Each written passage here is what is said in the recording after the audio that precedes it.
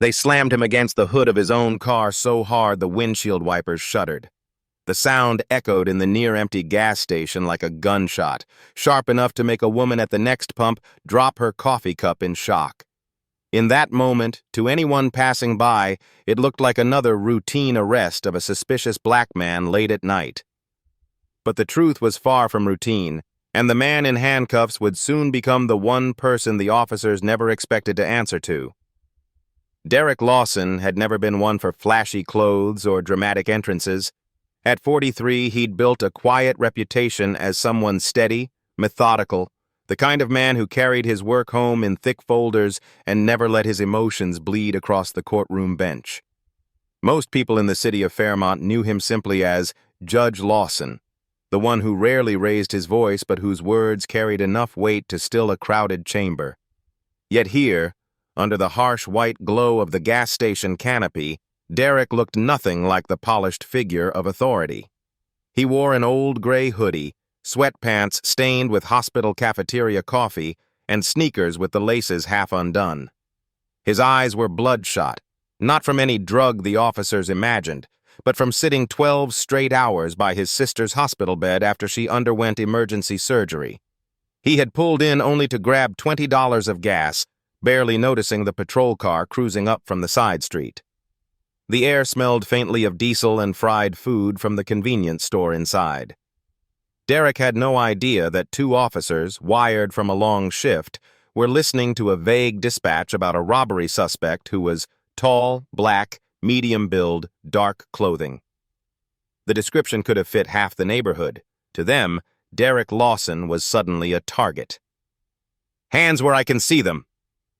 The command came before Derek even registered the flashing blue lights in his rear view.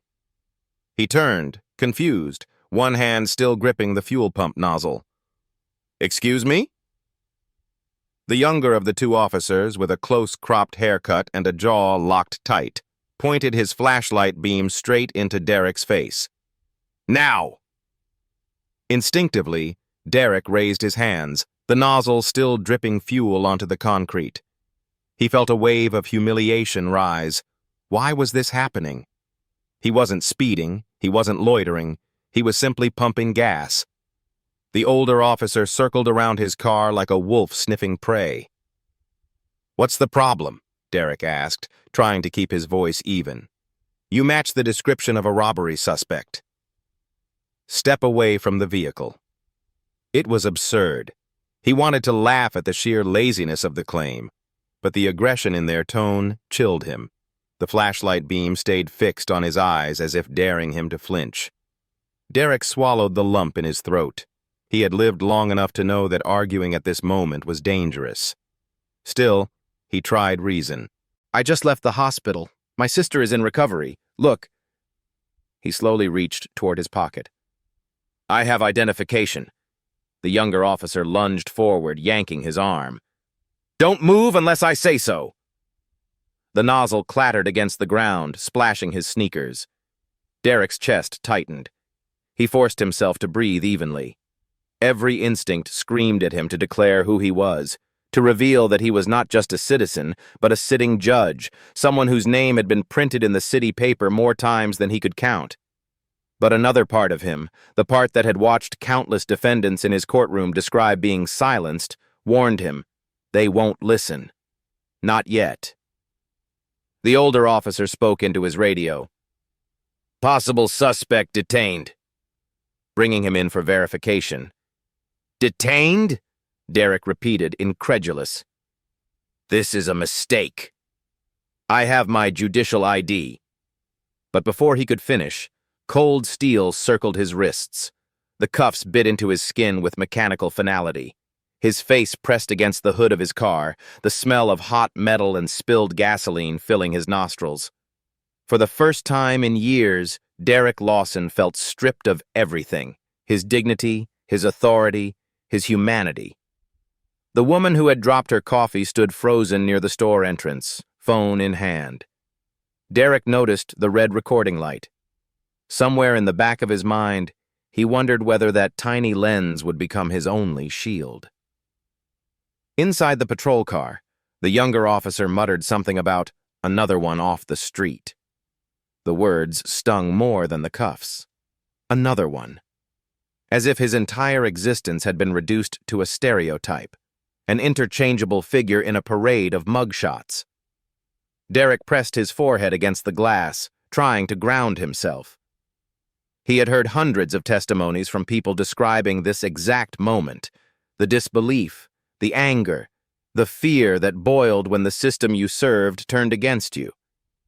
But he had always heard it from the bench, wrapped in robes and authority. Experiencing it firsthand was different. It hollowed him. As the patrol car pulled away from the gas station, the city lights streaked across the window. Derek's thoughts flickered to his sister asleep in the hospital bed, unaware that her older brother, the one who had promised to protect her, was being hauled off like a criminal. He thought of his father, who used to remind him that justice was not an abstract concept, but a daily practice. He thought of the oath he had taken when sworn in, to uphold the Constitution, to protect the rights of every citizen, no matter how small. And now, here he was, silenced, shackled, shoved into the back seat by the very system he had dedicated his life to serving. When they reached the precinct, the officers moved quickly, almost mechanically. They emptied his pockets, tossed his wallet onto a metal tray, ignored the gleaming gold judicial ID inside. Derek tried again, calmer this time. "That's me. I'm Judge Lawson. You're making a serious error." The younger officer smirked. "Nice try. We'll verify it downtown." The older one shrugged as if it didn't matter either way. The cuffs stayed on. They processed him like every other arrest. Fingerprints smudged onto paper, mugshots snapped under harsh fluorescent light. The shutter clicked, and Derek felt as if it captured not his face, but his erasure. Hours blurred. A hard bench, the cold sting of the cuffs, the murmur of other detainees whispering questions he didn't answer. His mind raced through every moment that had led him here, every small injustice he had witnessed but never truly inhabited.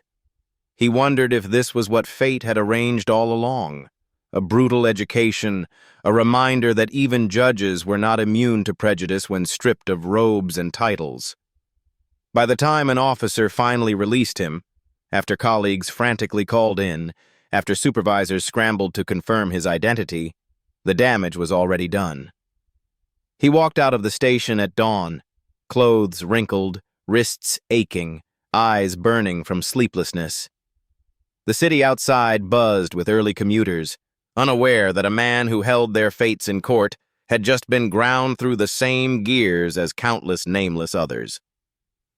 Derek drove home in silence, gripping the wheel until his knuckles whitened.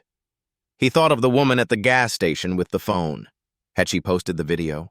Was the world about to see what happened under those harsh fluorescent lights? A part of him dreaded it, but another part, deeper and more defiant, hoped she had. Because this story was no longer just his.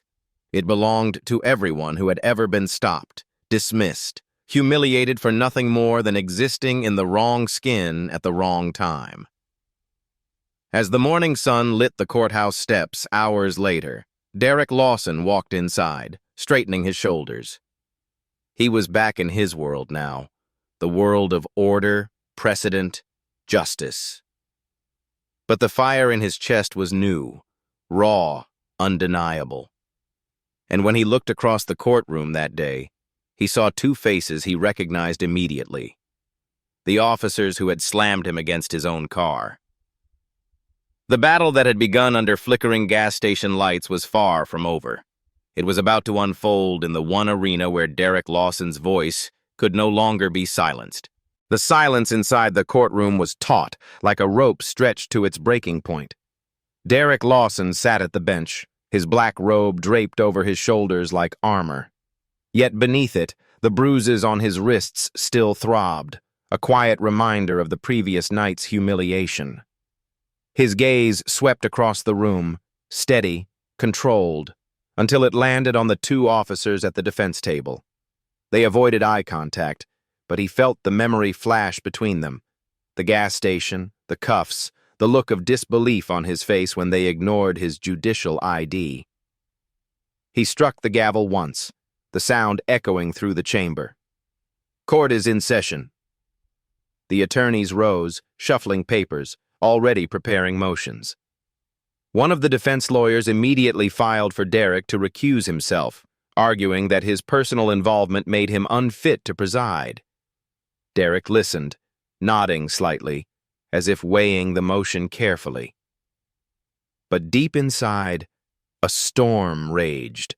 Every fiber of his being wanted to shout that he had done nothing wrong, that the officers had humiliated him for no reason. Yet his duty was to remain impartial, to show the public that the law was bigger than vengeance. After a long pause, he delivered his decision. "Motion denied. Justice must not only be done, but be seen to be done. I am capable of hearing this case fairly, and I intend to—" The courtroom buzzed. Journalists scribbled notes, their eyes darting between the judge and the defendants. Derek knew this trial was no longer just about him. It was about a city watching, a community divided, a justice system that had long been accused of bias but rarely held accountable in real time. Testimonies began. Officers Brennan and Cole, names that Derek now knew too well, gave their version of events. They claimed they had reason to believe Derek matched the suspect description, that he had acted suspiciously, that he reached into his pocket too quickly. Their words dripped with rehearsed confidence, the kind that came from years of writing reports designed to justify split-second actions. But the prosecution came prepared. They produced the gas station surveillance footage. Grainy though it was, the video told a different story. Derek calmly pumping gas, turning slowly when addressed, raising his hands without resistance. The image of him being slammed against the hood was stark, undeniable. The murmurs in the courtroom grew louder with every replay. And then came the cell phone video, the one the woman at the gas station had captured. The courtroom lights dimmed as the screen flickered to life. The shaky frame showed Derek's face pressed against the hood, his voice calm but insistent. "I'm a judge. Look at my ID."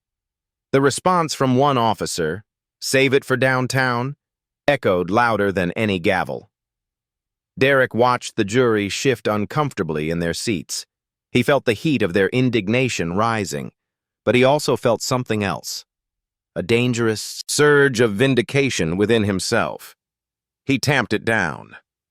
A judge could not revel in the downfall of others, no matter how deserved.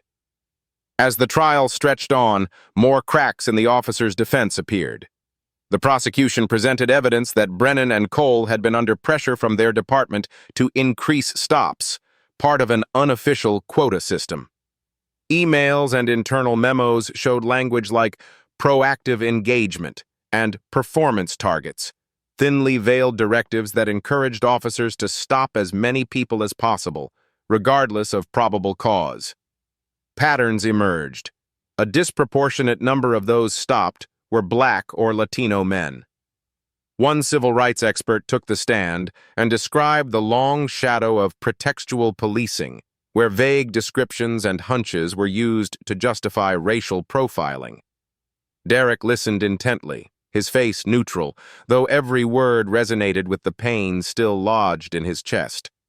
When the defense cross-examined the witness, they tried to paint Derek as the exception, not the rule.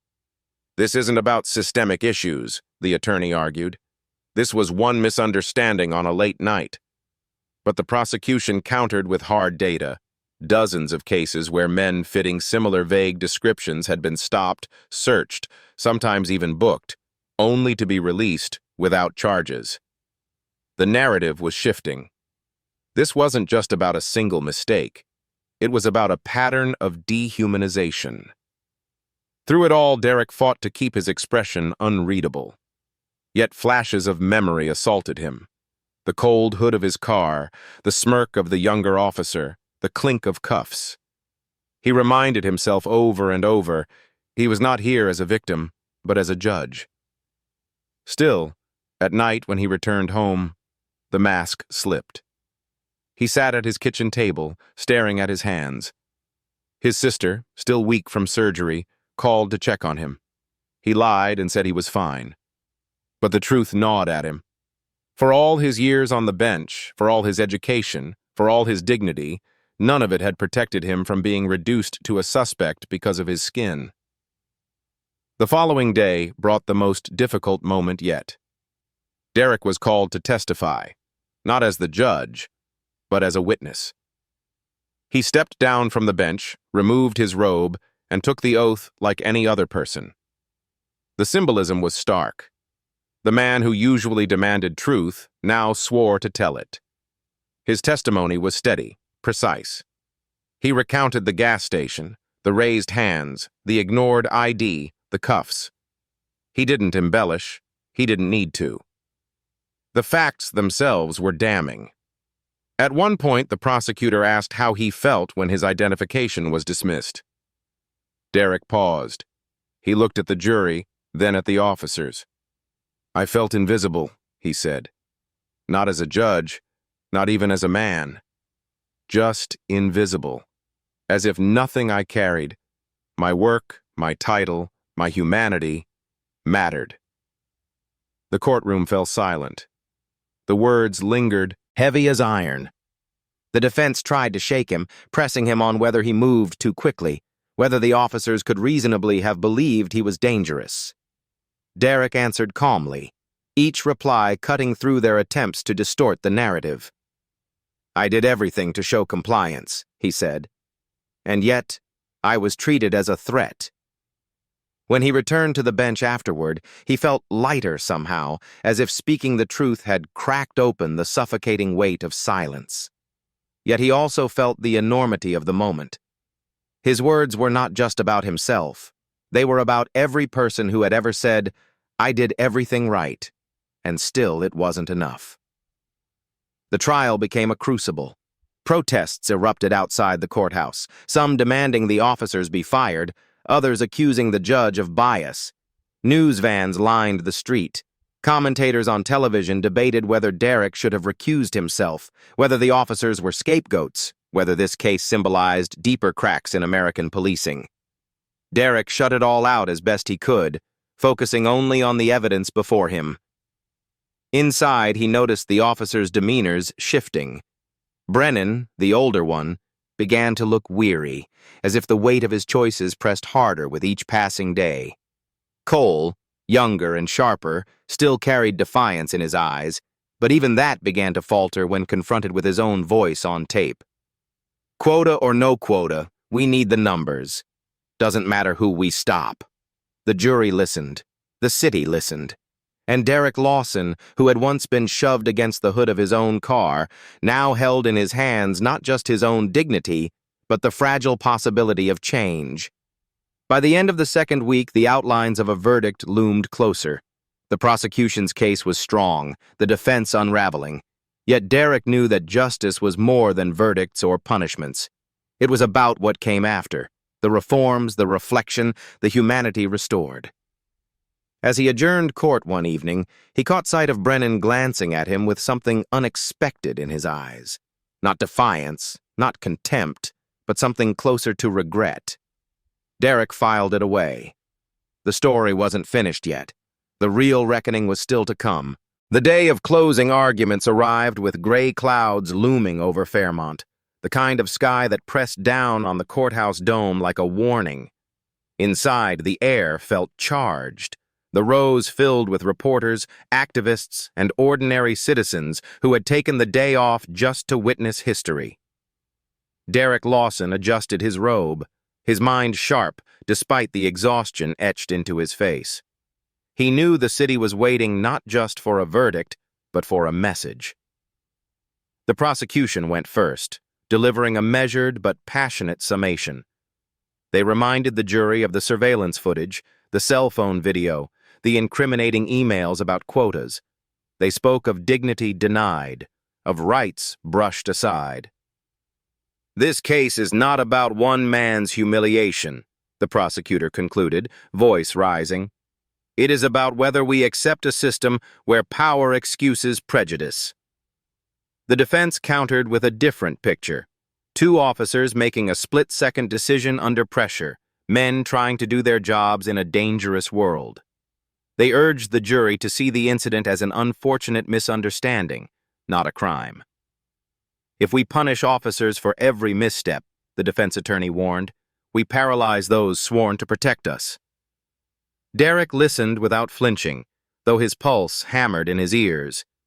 He had promised himself that whatever happened, he would not let vengeance cloud his judgment.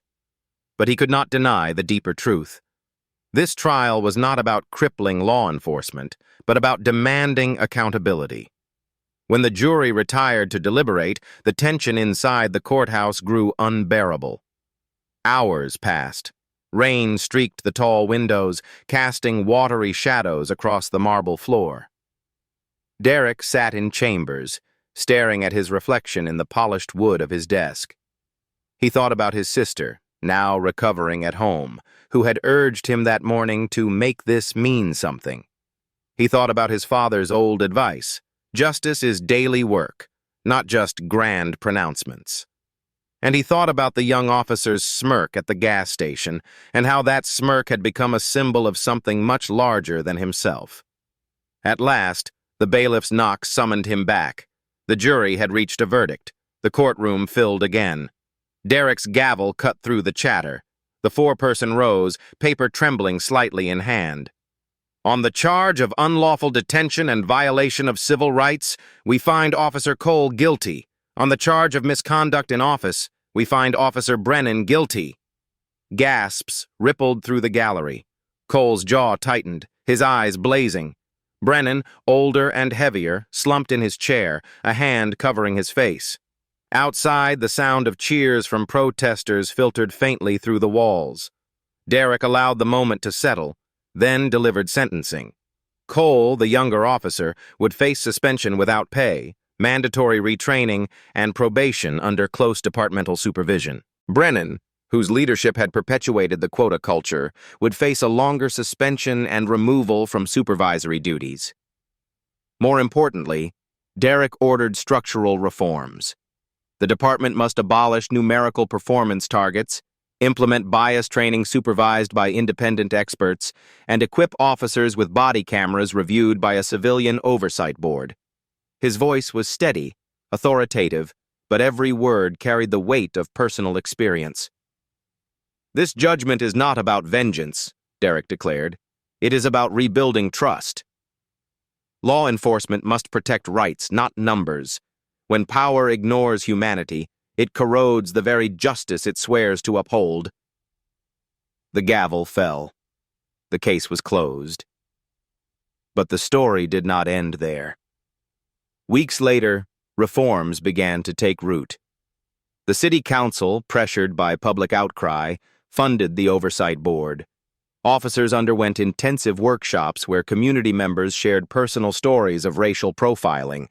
Some officers bristled, but others, quietly, cautiously, began to acknowledge the cracks in the system. Cole fought the judgment bitterly at first, filing appeals, appearing defiant in television interviews. But behind the bravado, whispers emerged that his fellow officers were distancing themselves, tired of defending actions captured so plainly on video. Brennan, in contrast, seemed broken. He kept his head down, rarely speaking to reporters.